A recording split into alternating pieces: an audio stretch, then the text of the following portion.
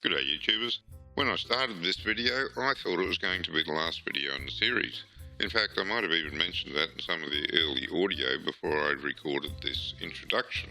As I was doing the marks around the West Peel Artificial Reef, it occurred to me that I've said a lot about using the marks to find the fish, but I haven't said much about finding the fish. So I thought I'd better grab some old screenshots that I've got of the West Peel Artificial Reef and just show you what's down there and how I go about finding the fish.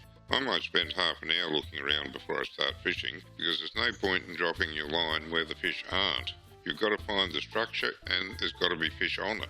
Otherwise you're just wasting your time. So I'm going to spend a fair bit of this video, after I've given you the overall picture of the West Peel Artificial Reef, talking about how to locate the fish there on your sounder. If you already know this, there's probably nothing you're going to learn, but I've seen so many people who just don't quite know how to read their sounder, and once upon a time I was one of them, even upgrading to the side vision. It took me 12 months to learn how to use that. And modern technology is not simple. Very powerful, but not simple. Anyway, let's get started on this video. I'm going to start this final video off at the West Peel Artificial Reef. That reef is just to the west of the spit at Peel and only a few minutes from the Raby Bay ramps. It's not the most comfortable place to fish if the wind's up a bit, but it's nice and close to the shore, so you don't have very far to go if the wind happens to come up unexpectedly. It also holds a nice variety of fish, and I'll pull some good fish out of there. I'll just have a talk about the general area for a start. The West Peel Artificial Reef is roughly a rectangular area, or at least its boundaries are defined roughly as a rectangular area, and as I said before, it's due west of the spit at Peel. If you haven't got a GPS to find the marks, anywhere in the rectangular area is likely to catch you a fish. And again, without a GPS, the best way to find it is to look for all the boats. It's not as popular as Harry's, but there's usually quite a few boats sitting around there. The artificial reef was created by dropping clusters of what they call reef balls down to the bottom, and we have the marks for where they were dropped. Reef balls is a bit of a misnomer because I got hooked up on one once and it actually came up on the end of my line. I had a good heavy 80-pound line on, so I managed to pull it up. It's about 2/3 of a metre cube and it's sort of a mesh structure. Looks a bit like a milk crate actually, and appeared to be made out of cast iron. It had a heap of marine growth on it, so the reef is well and truly healthy. Of course, I unhooked it and dropped it straight back down, but I expect it didn't land exactly where it came up from. The marks where they dropped the clusters is available on numerous public sites. They're not hard to find. However, you'll notice that I've got some marks very close to those clusters, and in some cases I've got several marks very close to the cluster. And the reason for that is that the GPS in Australia isn't as accurate as it is in America. In America they have what's called a DGPS system, and that increases the accuracy of the GPS to under 2 metres. In Australia, if you're getting accuracy in the 10-metre mark, you're not doing too bad. And that's the reason I've got multiple marks on some of these structures, and that is because on different days I get a different reading. So I take multiple marks on them, and if I'm in the centre of those marks, I just got to do a couple of circles and I found it on a particular day. Not that you want to anchor on the structure. That's not the aim of the exercise, but the aim of the exercise is to know pretty much precisely where that structure is so you can anchor in the appropriate position. I'll talk a bit more about that later. This first list of marks is all the official marks that are available publicly. I picked them up at various places over the years. I think you can find them pretty much all in the one spot these days. But that's the reason I've got some marked as official marks and some marked as reef balls. Just depended where I picked them up and what I wrote down when I put them into the computer. There's no real difference, they're all official marks. This next list of marks are all the marks that I have scanned. Some of them are right next door to the official marks and some of them aren't. Some of them are different bits of structure that I've found by myself. And there might be one or two of them there that just mark the locations of big concentrations of fish on the bottom. If I see that, I mark it and then I go back and look again and see if the fish are still there. If they're not, I wipe the mark out, and if they are, then I try fishing it. If the fish conjugate in one spot more than once, then it usually means there's a reason to attract them there. I don't think I've got any of those marks here. I think I cleaned them all out before I took this. But if you do find a mark where there's nothing on the bottom, that's the reason. This next is the list of locations where I've got snapshots of the bottom. I'll show the snapshot soon, but this is a list of some of the locations. I don't think it's all of them, so you may just want to have a look at the locations that I've got in the snapshots and jot them down in case there's some there that aren't in this list. The one exception is the one that's marked Snapper 51. That's a relatively new idea. I've decided that I'm going to keep marks of where I caught fish and a picture of the fish that I caught, and I've only just started that, so I've only got one of them. And this final screen of marks is what I was talking about before, temporary marks. I've marked them because I saw something there that was interesting, and the intention is that next time I go I'll have another look at it and see if it's still there. If it is, I'll make it a permanent mark. If not, then I'll just delete it. So this is the current list of temporary marks. You might want to check them out yourself and see whether you want to make them permanent or erase them altogether. I know I said at the beginning of this video that this was going to be the final video in the series, but I've changed my mind. I got to this point and I decided that it would be worthwhile for me to gather up all the screenshots I have of sonar images of the West Peel Artificial Reef, put them in here and talk about them a little bit so that you get an idea of what I look for when I'm trying to figure out where I'm going to fish on a particular day. I'm not saying I'm really good at it. I'm pretty good with the traditional sonar and the down imaging. I've only started to get a handle on the side imaging a few months ago, but that is a game changer. It's well worth having on your boat. So let's have a look at some of these screenshots and talk about them anyway. And because of that, there's going to be another video or two before I can wind up this series. In this first screenshot, if you look in the chart view, you can see that the boat is in the southern third of the reef area. And if we look at the traditional sonar view to start with, we can't really make out what structure there is in the centre, but we can see this big dome of bait fish holding around it, and we can see one big fish holding around it at least. Looking further forward or to the right in the view into the more current area that the boat's passing over, you can see that the red on the bottom thickens up a little bit, so that means that the bottom's harder there and probably some more structure there. It's really hard to tell in the 2D sonar, but there's certainly something there to make the bottom harder. Going down to the down image view, we get a clearer picture of what's happening. We can see the main piece of structure very clearly. That's something artificial that's been dropped there. We can see that there's some reasonably sized fish hanging around it, and if I saw them and I was out fishing on the day and not just taking snapshots for you guys, I would stop and fish this structure. Given what I'm seeing here in the sonar, I would be trying to fish off the structure but have my baits fairly close to it because these fish are holding in close. We can also see there's some sort of schools of bait right down on the bottom, further back in the history from that structure, and right up close to the beginning of the history, just under the 40 figure for depth, there is some more structure on the ground, and that's the thickening that we're seeing up in the 2D sonar. You can also pick up a little bit of it, again just under that thickening we're seeing in the 2D sonar, between the main structure and that bit of rough ground under the 40. I can pick up at least one fish that looks pretty big actually, and 3 or 4 smaller fish.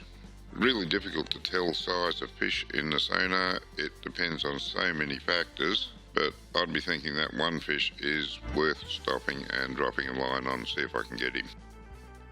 This next piece of structure is relatively small and isolated, and as you can see from the Raby side scan, I've managed to pass almost directly over top of it. You can see it there in the side scan on both sides of the boat. The traditional sonar isn't giving us all that much information, apart from the fact that there is some structure down there, and I would take that general fuzziness around it to be schools of small bait fish. Looking at that same piece of structure in the helix gives some more information that isn't available on the Raby. This is the main reason why I'd like to have 2 sounders on board. You get a different picture on one to the other. In my previous boat I had a Garmin and a Ferrino on board, and this one I've gone with the Raby and the Hummingbird. I find they complement each other and give me a better idea of what's happening down below. I'll just start off by saying that neither unit was properly tuned in at the time I took these snapshots, so they do better than what you're seeing here. As you can see in this image, the higher operating frequency of the Hummingbird is really showing to effect in that it has a much more detailed picture of what's down below. Immediately under this arrow there's 6 or 7 fish. No idea how big they are, but they're there and they're holding very close to the bottom. Under this next arrow is a single fish, and I would put it at about the same size as the one that we just looked at, whatever size that is, because I just can't tell what size they are in the sounder. This arrow is pointing between two fish. Their returns aren't as strong as the ones we've looked at previously, so I'm going to hazard a guess that they're smaller. The arrow here is pointing to another piece of structure that is even smaller and more isolated. I don't have a GPS mark for this one. And these two arrows are pointing to a couple of returns near that structure. They are certainly fish, and one is certainly bigger than the other, but the only way I can tell the size of a fish that I see on the sounder is to catch it. The arrow here is pointing up to a school of bait, which is holding at about 15 feet or 5 metres under the surface. And here I've zoomed in on that school of bait so that you can examine it in detail. You can see it's fuzzy around the edges. There's a solid central core. This is where I like to have the 2D sounder to get a comparison. If there's a big fish in there, it'll show up as an arch, whereas the bait around it will be fuzzy. But without the 2D sounder, this still looks like a school of bait to me. This image shows a decent bit of structure in the 2D sonar, but it's not being picked up very well in the side imaging, which is probably a matter of tuning. I haven't got it tuned very well at this point. You can see in the traditional 2D sonar that there's a lot of fuzziness around the core of the structure, and that indicates to me that there's a lot of bait fish hanging around that. I'll just zoom in on that a little bit, and you can see there's some numbers superimposed over the school of bait fish, and that's because the ray marine has detected what it thinks is a larger fish there. It has the ability to detect the fish, and you can set the sensitivity, and that is supposed to limit it to only detecting a certain size of fish, that size and above. I haven't decided how well that works yet. I've had it for over a year, but the jury's still out on that one.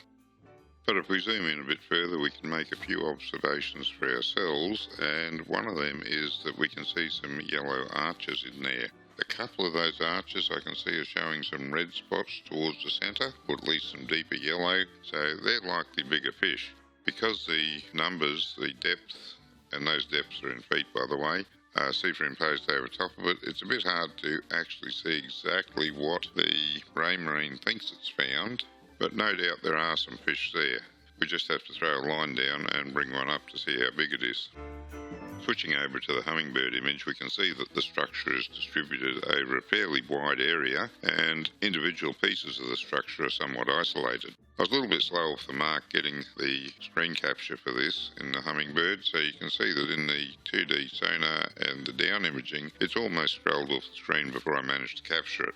That's a great pity, because if we zoom in on the down image, we can see that there are some fish in there. I've zoomed right in on it, so the image is fairly pixelated, but we can still see fish arches there, and I think it would probably be worthwhile to throw a bait down and just see what we can bring up.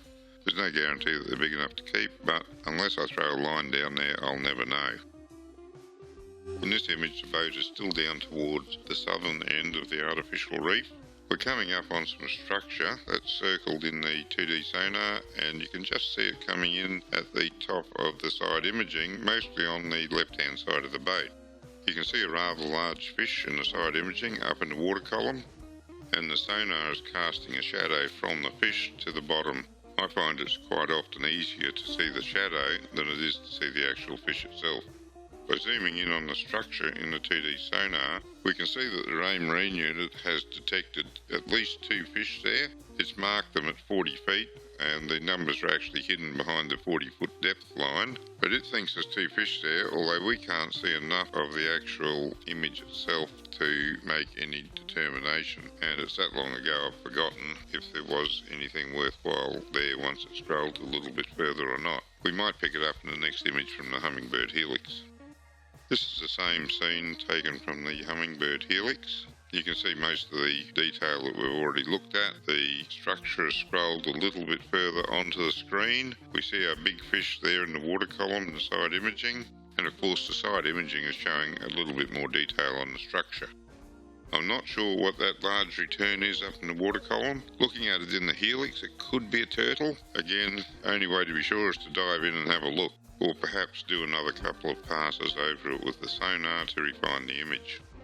I zoomed in on the side imaging here just to show you that there appears to be some schools of bait hanging around that structure. It's a little bit hard to see with the amount of noise there is in the image, but I'm on a computer screen with the original image and I can zoom right in on it, so it makes it a little bit easier to distinguish. And I'm just flashing some marks over top of the bait area just so you can see them quite easily. Zooming in on the down image, you can see that there's some fish there, some bait there, and what looks to be some growth on the structure. Zooming in on the traditional 2D sonar, we can see that there are some fish there, although the bait's not showing up very clearly, and of course we're not seeing any growth on the structure. What I can see though is that big long arch in the 2D sonar, and that I would guess is a fish that's been swimming along in the same direction the bait's been going, so its arch is elongated as it stayed longer in the cone. And taking an overall view of what's on the sonar here, it's not a place that I would pick as my first pick to drop a line, but if I'd looked around and I couldn't find anything better, I'd probably come back here and drop a line for 15-20 minutes and just see what happens. In this shot from the Raby Marine, you can see in the chart view that the boat is travelling south, and if you look in the side view, you can see over to the left-hand side of the boat, about 140, 150 feet out on the boat, there's something on the bottom circled in red, and I think that that is a dotted irregular mark on the chart view that's just off to the right of the boat as you look at the screen. It's east of the boat as the boat is travelling, and that irregular dotted circle indicates that there's some rocks there. The screenshot just proves there's something there, and it's probably worth checking that out anytime you're going past. This shot of the hummingbird screen was taken very close to the previous shot from the Raby Marine screen, but this one's over an official piece of structure. I can see some fish and some bait holding near the structure that we've just passed over. There's some more on the other side of the structure, which is a little bit further back in the history of our travel. Going even further back in the history, you can see there's a school of bait holding at about 15 feet or 5 metres. You're going to have to pause the video and zoom right in to see this, but there is one fish right under the arrow, and just a little bit to the right of them, there's two other small fish. I pointed these out because I was pretty impressed at just how small a fish the helix can actually detect. And on the down imaging, I'm going to call these for pretty small fish. And while there are a few fish around this, I would probably just mark it to come back to later after I'd checked out some of the other nearby spots to see what they were like. You can see in the side scan here that there's structure on both sides of the boat, so the boat's pretty much passed directly over the structure on the bottom. You'll probably have to pause the video and zoom in on it to see what I'm talking about, but where I've marked that, the side scan is showing what I would interpret as bait from the image. Zooming in on the traditional sonar, we can see that the Raby Marine thinks there's two reasonable fish down there at about 42 feet. And again, I'll just reiterate that the jury is out on whether the Raby Marine is right on this. I haven't been watching the sonar while I've been catching the fish. When the bite's on, I've got no time to look at the sonar. So I haven't seen what the Raby Marine's opinion is of what's on the bottom when I've actually been pulling fish up.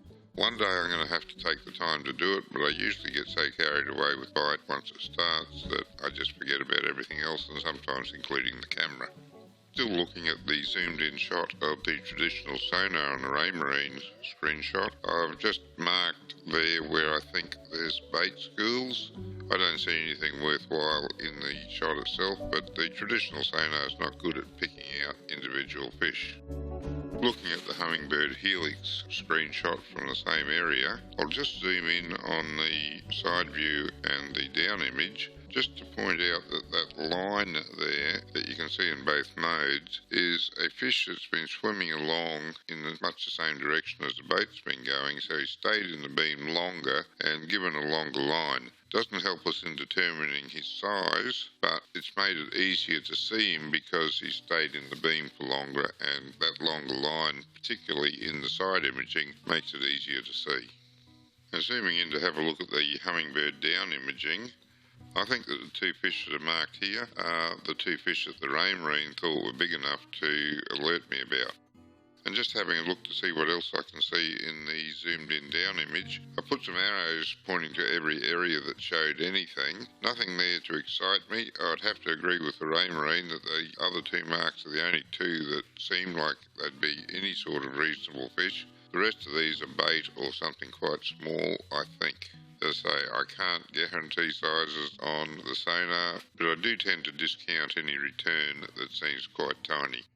The Ray Marine thinks there's two fish here. We can see two fish in the hummingbird. You may catch them, but again, I'd be marking this and going to look at somewhere else to see what else was around and maybe come back to it if I couldn't find anything better. Well, hallelujah. Perseverance pays, and if I was fishing today instead of just out looking for screenshots for you guys, I would have found my fishing spot. This isn't brilliant, but it's promising enough to get me to stop here and try it for 15 minutes, 20 minutes, half an hour, see what comes up, and maybe move on if not, but certainly a lot better than anything we've looked at so far. Just zooming in on the most interesting section of the side scan to have a look at that. You can see three strong returns there, and I think the one on the bottom left that the arrow's pointing to might be a double return. I think there's another fish behind it, just by the look of the strength of the signal. Could be wrong there, but there's also several smaller fish in the area, big enough to show up on the side scan. In fact, if you're viewing this on any reasonable size screen, you should be able to see those fish marks here in the side scan. Just zooming in on the traditional 2D sonar now to have a look at that. The image is a little bit obscured by the cursor, but I think that's the two strongest returns there that I've arrowed. And here I've arrowed all the other reasonable returns that I can see. They may not be big enough, but there's a lot of life in that area, so chances are some bigger fish will wander by eventually. Now switching to the same area in the hummingbird and have a look at that. I've zoomed in here on the two side images from the hummingbird. I've done some enhancement to the picture as well to remove some of the noise, just so you can see what's standing out there by way of fish. Because it's so zoomed in, it's awfully pixelated, but you still get the idea. It's pretty obvious, so I'm not going to bother putting arrows in on this one. Now zooming in on the down image, just so we can have a close look at that as well. This time I'm going to put some arrows in on everything I can see, big or small, and as you can see, there's a lot of arrows there. Next, we'll zoom in on the traditional 2D sonar view from the hummingbird and have a look at that. I won't worry about putting arrows on this, you'll just see the returns. They're pretty typical. Finally, just to showcase the hummingbird a little bit, there's three arrows there and they point to some very small returns that the hummingbird's been able to pick up. Comparing them to the other fish that were on the bottom, these are tiny. Well, that's it for this video. Thank you for taking the time to watch it. I do hope you've enjoyed it and I do hope you got something out of it. Because I spent so much time talking about using the sounder and finding the fish, there's going to be another 1 or 2 episodes in this series. I would say another one, but having thought that this was going to be the last one and knowing what I've got left, if I run off at the mouth a little bit, it could well turn out to be 2. Time will tell. I'll let you know on the next video whether it's the last one or not. If you'd like to see some more of my videos, have a look through my YouTube channel. Don't forget to click that like button, comment and subscribe for more. Until next time, good fishing.